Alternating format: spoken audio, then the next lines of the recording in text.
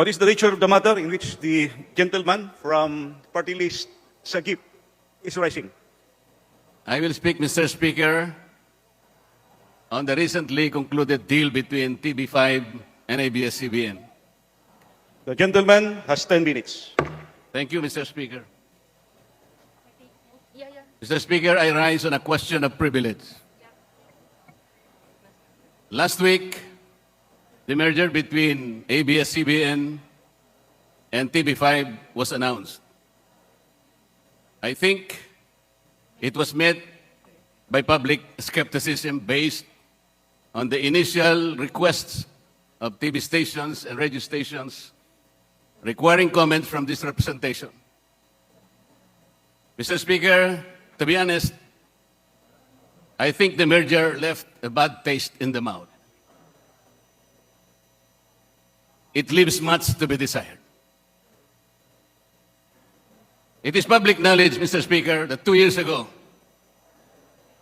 on the application for renewal of ABS-CBN's franchise, this Congress, or the 17th Congress to be more particular, denied the application for renewal because the 17th Congress was able to establish several violations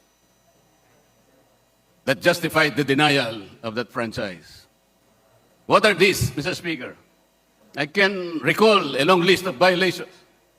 ABS-CBN did not have a permit on the digital broadcast for all their channels. It has no permit for the encryption of its signal and its contents. ABS-CBN violated the cease and desist order issued by the National Telecommunications Commission. ABS-CBN also operated and sold illegally millions of TV Plus black boxes without the approval of the National Telecommunications Commission. ABS-CBN also made telecast on pay-per-view even without the authority of the conditional access system by the NTC. Mr. Speaker, there were flagrant violations, not only the rules and laws, but also the Constitution. I think even the Constitution was desecrated by ABS-CBN by violating the exclusive Filipino ownership and management of mass media by the issuance of what we call the Philippine Depositary Receipts. And as I speak today, Mr. Speaker, several employees of ABS-CBN who were terminated illegally by that network won their cases in the Supreme Court, 2 cases of regularization and 6 cases of illegal dismissal. These cases were won in the Supreme Court, Mr. Speaker. And 2 of these already had entry of judgment issued by the Supreme Court.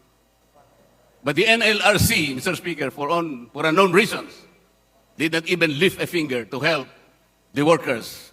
Some of them are older already, and some are dying already, Mr. Speaker. I can probably blame the concerned agencies of government who did not act on these violations. For example, the BIR promised at that time that they will look into those allegations of non-payment of taxes, of correct taxes, by employing a dubious subsidiary called Big Dipper to operate like a tax shield in order to evade the payment of rightful taxes, billions of taxes due to the government, Mr. Speaker. There is a subsisting memorandum order of NTC, Mr. Speaker, that a franchise grantee should not enter into commercial agreements in which the NTC has jurisdiction with those companies or parties that have obligations to the national government or the national government.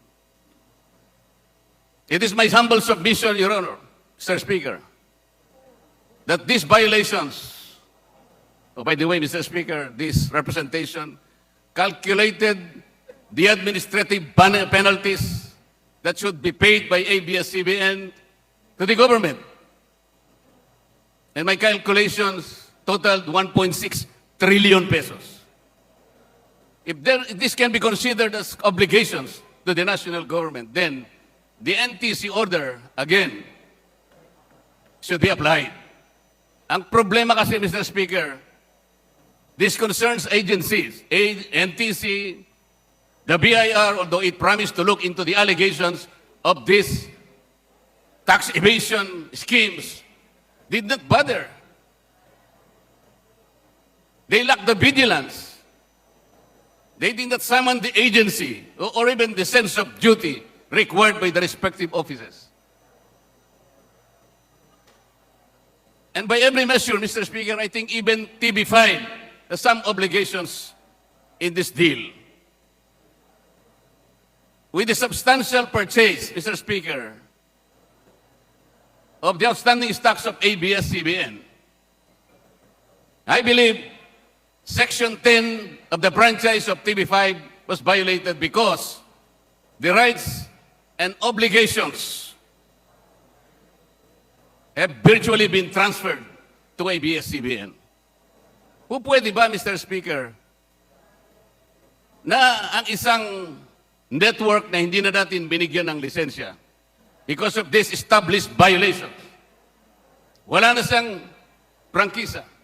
Pwede ba siyang sumakay ng ganun-ganun lang without settling the obligations to the country, to the government? Is it possible that something that cannot be achieved or obtained directly can be obtained indirectly? I think this is a basic dictum in law, Mr. Speaker. We cannot do that. Section 10 of the franchise of Tv5 also prohibits merger with other entities without prior approval of Congress. Wala pa po tayong approval. So I said,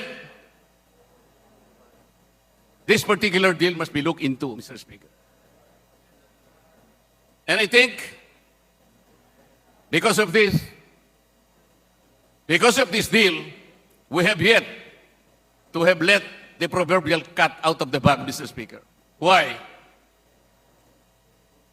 MediaQuest, the parent company of TV5, is owned by PLDT Beneficial Trust Fund.